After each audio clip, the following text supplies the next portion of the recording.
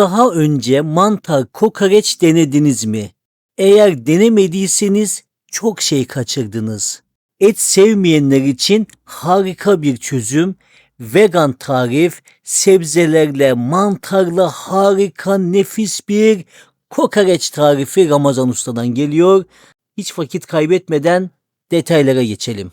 Kokoreç için 400 gram kültür mantarı, 1 adet soğan, 1 adet domates, 3 adet yeşil biber, birkaç diş sarımsak.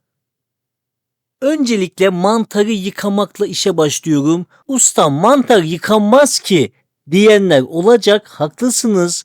Mantar sünger gibi suyu çeker fakat yıkamayınca içim rahat etmiyor. Mantarı silmekle mantarın üzerindeki kimyasallar, ilaçlar çıkmıyor. Mutlaka yıkıyorum, daha sonra süzüyorum. Vakit kaybetmemek için tüm malzemeleri kesiyorum. O kısmı göstermiyorum.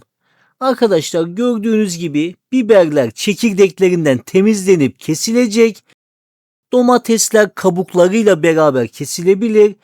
Soğanlı ve sarımsağı minik minik olacak şekilde keselim. Arkadaşlar gördüğünüz gibi mantarı da minik minik olacak şekilde kesmeniz çok önemli. Bu tarifte tüm malzemeler küçük küçük minik minik kesilecek. Uygun bir tavaya 5 yemek kaşığı sıvı yağ alıyoruz. Öncelikle mantarlarımızı burada kavuruyoruz. Arkadaşlar buradaki püf nokta mantarı yüksek ateşte kavuralım. Bu şekilde yaparsanız mantar fazla sulanmaz ve daha lezzetli olur. Eğer önce soğanı kavurup daha sonra mantarı soğanın üzerine atıp kavursaydım mantardan çıkan su soğanın lezzetini de bozacaktı. Size Ramazan Usta'dan bu püf nokta gelsin.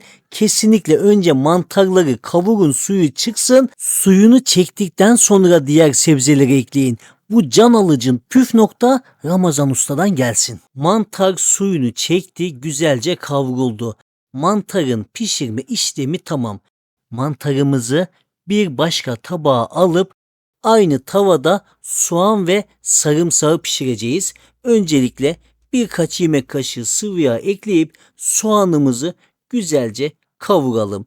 Yaklaşık 2-3 dakika boyunca orta ateşte kavurduktan sonra sarımsağı ekleyeceğiz. Bu püf noktaları kaçırmayın. Her detayını, her saniyesini izleyin arkadaşlar. Sarımsağı ekledikten sonra fazla kavurmuyoruz. Sarımsak yanar. Şöyle 30 saniye kadar kavurduktan sonra ocaktan alıyoruz. Daha geniş bir tavaya 2 yemek kaşığı tereyağı ekliyorum. Soğan, sarımsak ve mantarları burada birleştiriyorum. Ben daha geniş bir tavada devam etmek istedim. Sizler aynı tavada pişirmeye devam edebilirsiniz. Soğandan sonra mantarlarımı da ekledim. Şöyle 1 dakika boyunca mantarı ve soğanı da beraber pişirelim.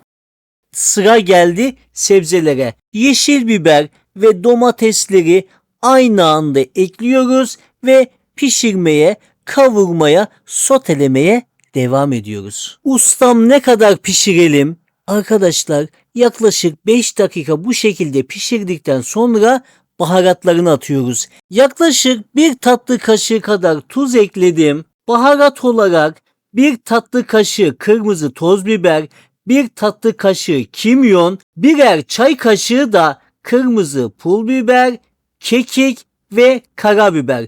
Gördüğünüz gibi kırmızı toz biber ve kimyonu fazla kullanıyorum. Bu tarifte bu lezzetler ön plana çıkması lazım. Baharatlarımızı sebzelerle beraber şöyle karıştırıyoruz. 2 dakika boyunca soteliyoruz. Ocağın ateşini kapatıyoruz. Mantar kokorecimiz hazır arkadaşlar. Ekmeğini kapan gelsin. Afiyetle yiyelim arkadaşlar. Ben de sizler için yarım ekmekten bir kokoreç yapayım. Nasıl olduğunu gösterelim. Arkadaşlar öncelikle ekmeğimizi kokorecin üzerine basalım. O yağını çeksin. Bol yağlı olsun. Kırmızı toz biberini de şöyle çekmiş oluyor. Üzerine kokorecimizden bolca koyalım. Elimizi korkak alıştırmayalım. Isırdığınızda o yağ ekmeğin altından akmalı. Kokoreçin tadı böyle çıkar arkadaşlar. Mantar kokoreç nasıl görünüyor? Sizce de nefis değil mi?